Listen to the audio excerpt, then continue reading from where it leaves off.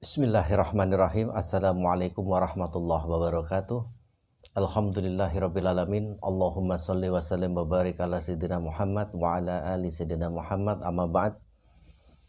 Sobat yang dimuliakan oleh Allah, senang sekali berjumpa kembali. Kita kali ini membahas mengenai amalan ringan di bulan Ramadan yang jangan disia-siakan. 5 amalan ringan di bulan Ramadan yang jangan disia-siakan. Baik sahabat, apa saja amalan ringan tersebut? Pertama adalah membaca Al-Quran. Membaca Al-Quran di bulan Ramadan itu sangatlah istimewa, sangat dahsyat pahalanya. Karena di luar bulan Ramadan saja, orang membaca Al-Quran itu pahalanya per huruf. Dalam suatu hadis riwayat At-Tirmidzi, Rasulullah bersabda, barang siapa membaca satu huruf dari kitabullah, maksudnya Al-Quran, maka baginya satu kebaikan, dikalikan 10 kali pahala. Aku tidak mengatakan alif, lam, mim itu satu huruf, namun alif satu huruf, lam satu huruf, mim satu huruf. Itu kata Rasulullah dalam satu riwayat, hadis riwayat At-Tirmidzi. Jadi Al-Quran itu satu huruf, pahalanya per huruf. Kalau alif, lam, mim 3 huruf, 3 pahala kebaikan dikalikan 10 di bulan lain, di bulan Ramadan dikalikan 100 lagi. 1000 pahala per satu huruf bacaan Al-Quran. Bismillahirrahmanirrahim, 19 huruf. 19 dikali 1000, 19.000 pahala. Anda melafalkan Bismillahirrahmanirrahim 1 kali saja, pahalanya sampai 19.000. Apalagi Anda tadarus membaca Quran tiap malam, tiap habis subuh, berjus-jus. Masya Allah pahalanya, Masya Allah luar biasa. Di bulan Ramadan memang pahalanya berlipat-lipat. Kalau pahala ibadah sunnah saja seperti di pahala wajib dikalikan 100 hingga 700. Makanya para sahabat kalau sudah akhir Ramadan bersedih, menangis. Karena apa? Karena berpisah dengan bulan Ramadan, mau ketemu lagi nunggu tahun depan. Di mana bulan Ramadan adalah Allah memberikan karunia, nikmat, obral pahala, obral maghfirah yang Masya Allah luar biasa dahsyat. Itu sahabat menjelang akhir Ramadan mereka bersedih, mereka menangis. Lain kita, kalau sudah akhir Ramadan malah senang, biar cepat selesai ini Ramadan. Begitu kalau kita ini. Adapun dari hadis riwayat Imam Muslim, diriwayatkan oleh Abu Umamah radhiyallahu an, Nabi bersabda, aku mendengar Rasulullah bersabda, bacalah Al-Quran karena sesungguhnya ia akan datang pada hari kiamat memberikan syafaat kepada pembacanya.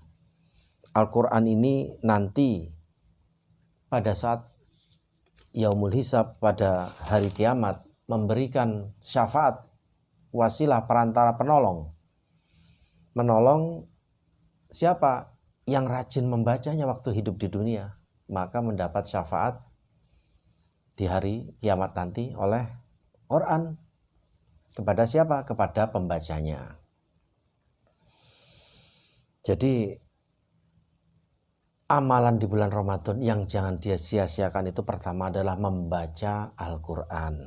Itu jangan disia-siakan, meskipun sedikit, meskipun hanya 1 halaman atau 1 lembar, tapi rutin, istiqomah. Allah itu menyukai amalan yang istiqomah, rutin meskipun sedikit. Kedua, sholat. Apa artinya kita puasa di bulan Ramadan kalau tidak sholat? Batas antara orang muslim dengan orang kafir itu sholat. Makanya kita ini sholat. Jangan pernah ditinggalkan sholat. Orang sakit saja kalau nggak bisa berdiri duduk. Kalau nggak bisa duduk berbaring. Kalau bisa nggak berbaring tetap nggak bisa sholat, pakai isyarat. Dengan mata ketap-ketip atau isyarat tangan sedikit begitu, isyarat kalau dia sholat. Kalau sudah tidak bisa apa-apa lagi, disolatin. Artinya sholat itu tidak kenal mau sakit, mau koma, mau apa, tetap sholat. Tidak bisa ditinggalkan.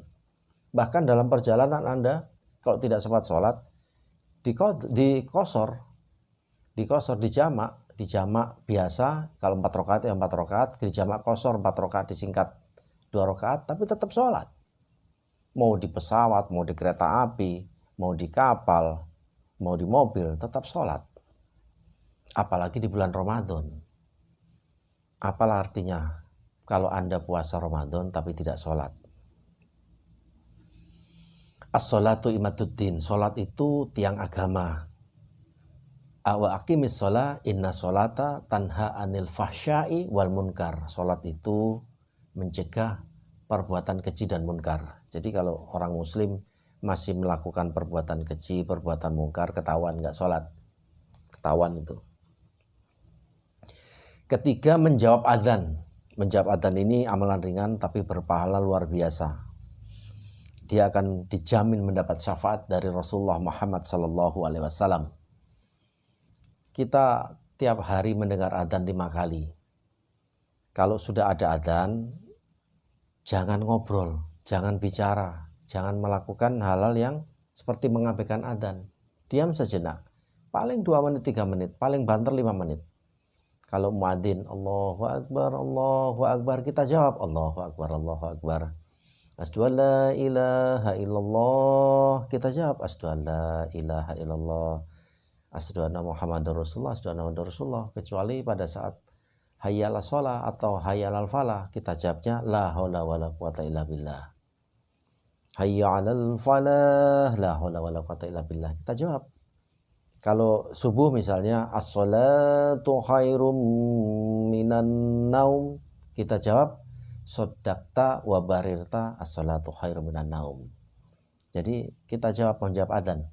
Menjawab adzan itu amalan ringan yang mendapat syafaat dari Rasulullah nanti kelak kita di akhirat. Jangan pada saat waktu adzan kita malah mengobrol, kita melakukan hal-hal yang justru tidak penting, yang mengabaikan adzan. Kalau kuping kita mendengar adzan, diam sejenak, menjawab adzan itu dari muadzin. Itu ketiga. Keempat, jangan tinggalkan qobliyah subuh. Sholat 2 rakaat sebelum sholat subuh. Rakaat ini qobliyah subuhi khairum min dunya wa ma fiha. Jadi kata Rasulullah, rakaat ini qobliyah subuhi, sholat rakaat sebelum subuh itu khairum, lebih baik, minat dunya wa ma fiha, lebih baik dari dunia dan seisinya. Belum sholat subuhnya ini, baru sholat sunnah 2 rakaat sebelum subuh, lebih baik dari dunia dan seisinya. Apalagi sholat subuhnya. Makanya sholat subuh itu istimewa, zikirnya istimewa, sedekahnya istimewa. Jadi kalau kita melakukan sholat subuh itu lain dengan ibadah-ibadah yang lain. Karena apa? Disaksikan 2 malaikat. Jadi jangan tinggalkan sholat 2 rakaat sebelum subuh ini. Karena itu lebih baik dari dunia dan seisinya. Apalagi dilakukan di bulan Ramadan ini. Kelima, jangan tinggalkan bacaan ayat kursi. Membaca ayat kursi setelah sholat fardu maupun sebelum tidur. Barang siapa mendawamkan ayat kursi setelah sholat, tidak ada yang menghalanginya dengan sorga ila maut. Jadi kecuali maut. Jadi tidak ada yang menghalanginya dengan sorga kecuali kematian. Orang yang mendawamkan ayat kursi setelah sholat dan sebelum tidur itu punya tiket surga. Sudah punya tiket masuk surga dia. Yang menghalanginya hanya kematian. Setelah mati masuk surga. Dan ayat kursi ini sangat menjaga kita pada saat kita tidur. Makanya dianjurkan sebelum tidur membaca ayat kursi. Setelah bacaan-bacaan doa sebelum tidur, kemudian melafalkan kulhu, al-falak, an-nas, terus ayat kursi. Apalagi di bulan Ramadan, insya Allah akan mendapat tiket jaminan masuk surga. Sahabat, itu tadi amalan-amalan ringan yang di bulan Ramadan jangan disia-siakan.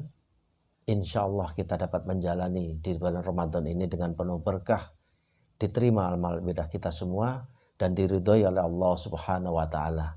Sekian, kurang lebihnya mohon maaf. Semoga bermanfaat. Subhanakallahumma bihamdika asyhadu an la ilaha illa anta astaghfiruka wa atubu ilaik. Assalamualaikum warahmatullahi wabarakatuh.